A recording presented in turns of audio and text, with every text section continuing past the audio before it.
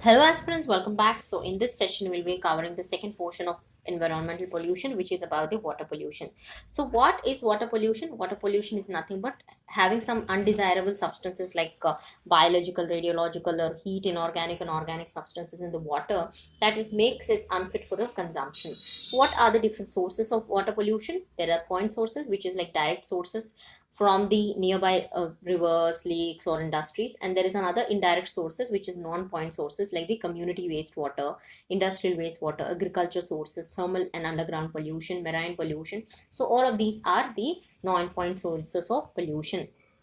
So causes of effects is the very basic thing. I'm not going to discuss you in a very depth manner. Just see that important portion that can be helpful for your in your mains examination is the oil spill.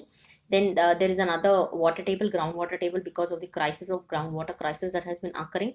Then there is another issue of nuclear waste that has been generating. So these three portions form the important portions in your mains preparation point of view. So do check out any of the current affairs portion that is coming up in the news regarding these issues. So let's quickly get into brief discussion about the dissolved oxygen, biological oxygen demand, and COD.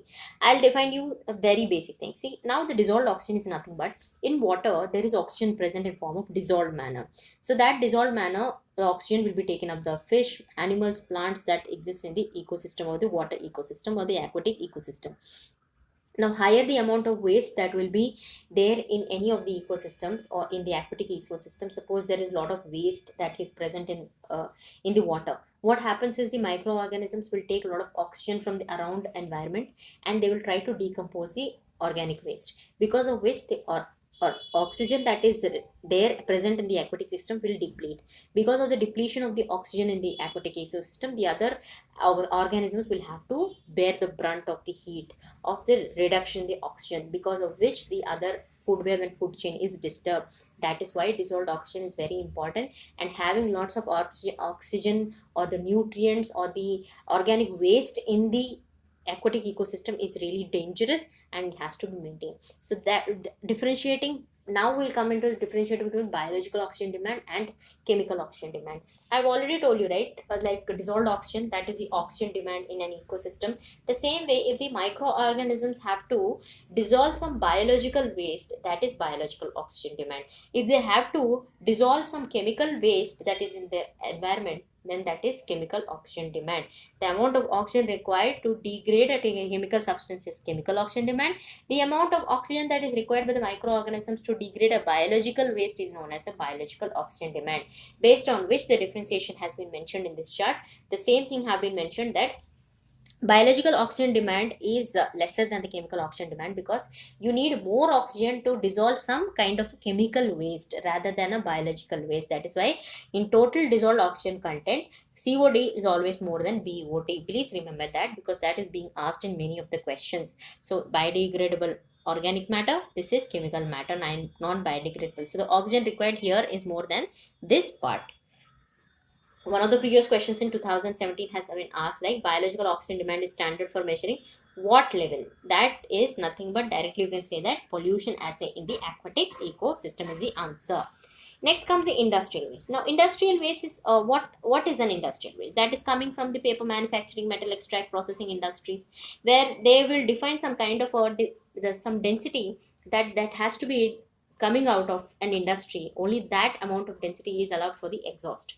So that discharges from industrials are called as industrial waste. Now comes the agriculture sources, like agriculture sources of pollution, water pollution, like fertilizers that are mixed with the groundwater, rivers, lakes, ponds, pesticides, fungicides, herbicides, rodenticides. Then there are some kind of hydrocarbons, metallic salts, carbonates, and some non-biodegradable pesticides. Then animal excreta, poultry excreta, and all these form the agriculture sources of water pollution. Thermal and radiation pollution. This main sources comes from the water as a coolant that has been used in the thermal nuclear reactors that will rise the temperature of the aquatic ecosystem, thereby causing the killing of fish and other aquatic animals. Then comes the important underground water pollution as well. Underground water pollution will consist of all the underground threatened contamination due to the seepage from the industrial wastewaters, effluent sewage channels, and agriculture runoff. When the next portion is the most important, where the Marpol Convention has been established, because considering the fact that the marine pollution has been increasing because of discharge of oil, grease, detergents, sewage, garbage, and radioactive waste into the marine resources. That is why the Marpol Convention has begun to reduce the land runoff, direct discharge, atmospheric pollution, and deep sea mining in the areas, reducing the oceanic pollution. Oil spills is another outform of the marine pollution, where the oil spill is the most dangerous, because the tankers of the sea and that is leaking the underground storage tanks on the land, and the oil that spills in the water is the oil spill, causing a lot of depletion in oxygen level, that is causing the harm to the organisms that are occurring in the water aquatic ecosystem. That is the oil spill. Now another phenomenon of invasive species is another water pollution causing agent, because what happens is there is an invasive species like water hyacinth, which is called, also called the terror of Bengal. When this comes and occupies any aquatic ecosystem, it will occupy and take away the dissolved oxygen inside the aquatic ecosystem, causing the great damage for the other organisms. It will cause eutrophication in the water bodies, because it will start depositing a lot of nutrients in the ecosystem. When the nutrients are accumulated, the nutrients also derive the oxygen from the aquatic ecosystem, causing an depletion of oxygen for the other organisms. This is creating a havoc. So that is why it is called as an invasive species. And we've already discussed about the underground water pollution with the fluorides, uranium, heavy metals, nitrates, phosphates that occur in the groundwater seepage condition, which is causing underground water pollution. And what about nitrates? Nitrates are nothing but the dissolved nitrates that are commonly found in the groundwater, that is causing pollution in form of methanoglobinamine, or the blue baby syndrome. That is oxygen carrying a metalloprotein hemoglobin is cannot bind with the oxygen, because of which whenever there is a metal that cannot bind with an oxygen, then it will start to deplete the oxygen in the system. Nervous system breaks down, the blood flow system breaks down, thus causing a blue baby syndrome, because of the depletion of excessive nitrates that is present in the drinking water, that causes blue baby syndrome.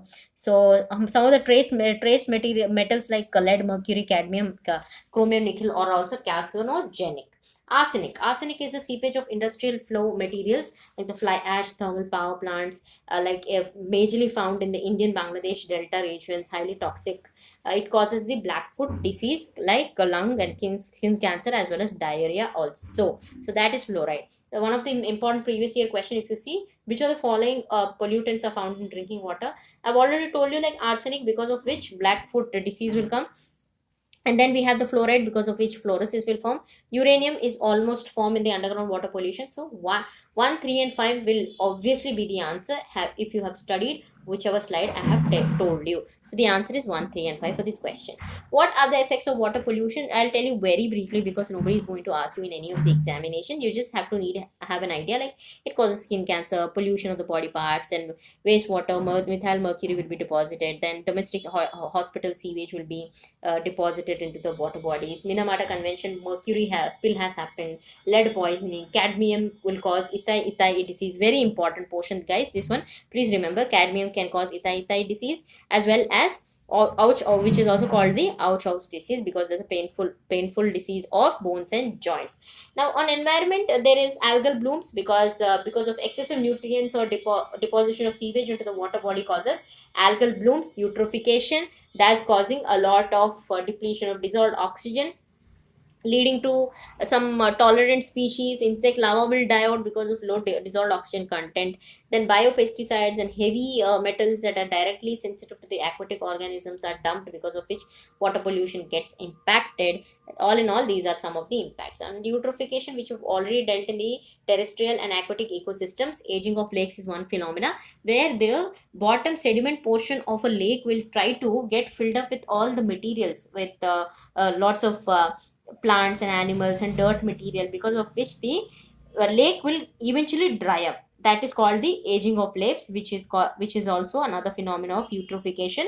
There is a one kind of natural eutrophication, which is like, naturally it happens when algal bloom begins, and there is another cultural eutrophication, when we man-made human activities is causing some kind of a pollution in these water bodies. So oligotrophic are some kind of the lakes which have very low nutrients, mesotrophic are the moderate nutrients, and eutrophic are highly nutrient rich lakes, which will have an impact of eutrophication on the water pollution bodies. So that is eutrophication and algal bloom, which will deprive the oxygen in the level because of the nitrates and phosphate that are excessive in the nature, that is causing algal bloom. Now what is the mechanism? Mechanism is nothing but if you see the eutrophication, how does the eutrophication happens? Eutrophication happens in a manner that in photosynthetic during daytime only photosynthetic happens, right? But during night times, for photosynthesis and food preparation, what happens? More oxygen is required. When higher oxygen is required, this is depleting the oxygen of the other organism. Thus the absence of the oxygen in the area, causing anaerobic conditions, is causing some toxic materials in the environment, in the ecosystem, that is causing being very deadly to the aquatic organisms. Just like this, see, the nutrient load has occurred from the nearby streams, and then plants, everything will start to grow up. They will take a lot of oxygen from the environment. When decomposition happens, these microorganisms also take up a lot of oxygen, and finally what happens? Death of ecosystem, because these things are only taking all of the oxygen. The rest of the organism, how will they will survive in an aquatic ecosystem? So this is eutrophication, algal bloom, and the effect is nothing but it is transformed into a terrestrial ecosystem, because eventually the age of the lake will increase, thus causing the eutrophication, drying up of lake, loss of coral reefs, invasive species will occur, freshwater lakes will be dying out, and lots of detritus materials, that is causing the harmful algal blooms, impacting many other zooplanktons and phytoplanktons in the area. Some of the measures to stop this eutrophication is that you can create a buffer zone kind of an area, so that the pollutants don't enter into it. Some sediments and nutrients in the buffer zones should be deposited, like wetlands and estuaries have to be made as a riparian buffers, and then increase the efficiency of fertilizers in the agriculture fields have to be increasing their efficiency, in the sense like not that excessive use of nutrients and fertilizers for the plants will eventually come and mix up with the water bodies nearby. So that needs to be avoided. Start organic farming, where you can use less of the fertilizers. Then reduce the nitrogen emission from vehicles and power plants. That's another phenomena. So marine pollution, regarding the marine pollution, we have a convention on dumping of waste in the sea. That is one of the convention that is majorly targeting the marine pollution areas. So let's see that what is that convention on dumping of waste at sea. It is an intergovernmental body conference based on London. That is why it is also called the London Convention. It will put an end to the marine pollution by making that dumping here is not allowed at the seabed areas. An amendment is being made timely, so that the dumping of industrial waste and radioactive waste should be stopped in the area. In 1996, a protocol has been begun, that is called the 1996 protocol, that is saying that whoever is polluting has to pay the fine for polluting the environment. That is an important convention. The rest of the portion is not that much important. And International Maritime Organization is another organization that is monitoring this convention on dumping of waste in the seas, to allow the carbon dioxide store inside the sea water without increasing temperature and without increasing the sewage patterns. Thus the geological formations are done in a manner that is sustainable and ecologically beneficial. So that, all in all, that is convention on dumping of sea waste at seas. Another convention of UN clause, convention on loss of sea, it is giving up some jurisdiction regarding the territorial waters, contiguous zones or economic zones, where in which the countries of origin located at the coastal areas can extract the resources. So this is another organization related to the marine areas itself. So all in all, this completes the water pollution chapter as well. There's another briefer part left apart, where we can see some bioremediation measures where the aquatic ecosystems can be improved upon. That will be discussed in the next session. Until the next session, please do think about the personal guidance program by Aurora sir. As an experienced mentor, he will guide you step by step by providing A to Z all the materials. So do contact below mentioned details for the rest of the program details. So until the next session, Jai Hind.